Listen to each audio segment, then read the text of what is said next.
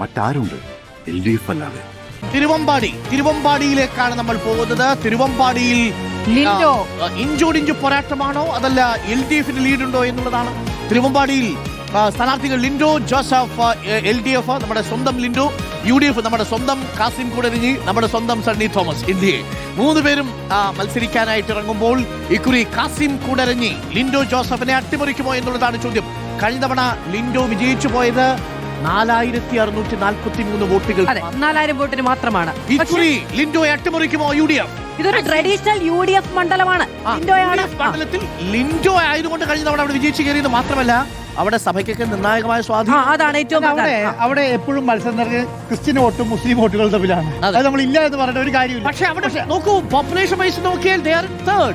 അതെ അവിടെ പക്ഷേ അവർ കൺസോളിഡേറ്റഡ് ആണ്. അപ്പോൾ ഈ ക്രിസ്ത്യൻ വോട്ട് എന്ന് പറയുന്ന ഒരു കാര്യമുണ്ടല്ലോ, ക്രിസ്ത്യൻ വോട്ട് എന്ന ഘടകം ക്രിസ്ത്യൻ സ്ഥാനാർത്ഥിക്ക് പോകുക എന്നതിനപ്പുറം ക്രിസ്ത്യൻ വിഭാഗത്തെ ബാധിക്കുന്ന ഒരു പ്രധാനപ്പെട്ട വിഷയം ഇപ്പോൾ വന്നിരിക്കുകയാണ് FCR. അതെങ്ങനെ പ്രതിഫലിക്കും? അത് UDF-നൊപ്പം അവിടെ സഭ പറഞ്ഞൊരു കാര്യമുണ്ട്. ആ സഭ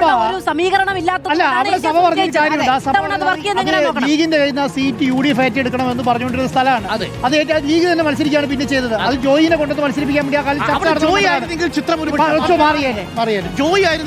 ഒരുപക്ഷെ മാറിയേനെ. പക്ഷെ അത് മാത്രമല്ല സാറേ, അവിടെ വികസനത്തിൽ എനിക്ക് തോന്നുന്നത് ഈ PWD വകുപ്പ് ഏറ്റവും കൂടുതൽ ഇൻവെസ്റ്റ് ചെയ്ത ഒരു സ്ഥലം എന്ന് പറയുന്നത് റോഡുകൾക്ക്, പാലങ്ങൾക്ക്, തുരങ്കവും ഒക്കെ ഇൻവെസ്റ്റ് ചെയ്ത മണ്ഡലമാണ്.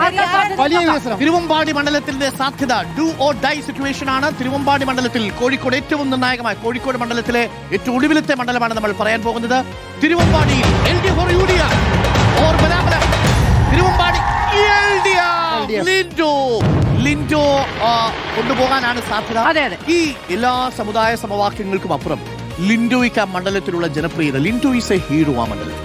ലിൻഡോ എന്തുകൊണ്ടാണ് ആക്സിഡന്റിൽ പെട്ടത്, എങ്ങനെയാണ് ആക്സിഡന്റിൽ പെട്ടത്, അത് ആർക്കു വേണ്ടിയാണ് ആക്സിഡന്റ്, ഇതൊക്കെ ജനങ്ങൾക്ക് അറിയാവുന്ന കാര്യമാണ്. ലിൻഡോ എങ്ങനെയാണ് അവളൊരു ക്രൈസിസ് സിറ്റുവേഷൻ മാനേജ് ചെയ്ത് ലിൻഡോയ്ക്കെതിരെയുള്ള അപമാന പ്രചരണത്തെ ലിൻഡോ നേരിട്ട രീതി തന്നെ ലിൻഡോയ്ക്ക് അവിടെ പോപ്പുലാരിറ്റി കൊടുത്തു. പോലീസ് സ്റ്റേഷനിൽ പോയി എനിക്ക് പരാതിയൊന്നുമില്ല, അയാൾക്ക് തെറ്റ് മനസ്സിലായി എന്ന് പറഞ്ഞ് ഇറങ്ങിപ്പോകുന്നൊരു ചിത്രമുണ്ട്. Linto is a hero. കാസിമിനെ നമ്മൾ ഒട്ടും കുറച്ച് കാണുന്നില്ല. 2021 ഉണ്ടായിരുന്ന ലിൻഡോ അല്ല 2026 ഭൂരിപക്ഷം അന്ന് നമ്മൾ ട്രെൻഡിന്റെ സമയത്ത് ഞാൻ പറഞ്ഞൊരു വാക്കുണ്ട്, മനോഹരനായ ഒരു മനുഷ്യനാണ്. അത് അവിടെയുള്ളവർക്കറിയാം.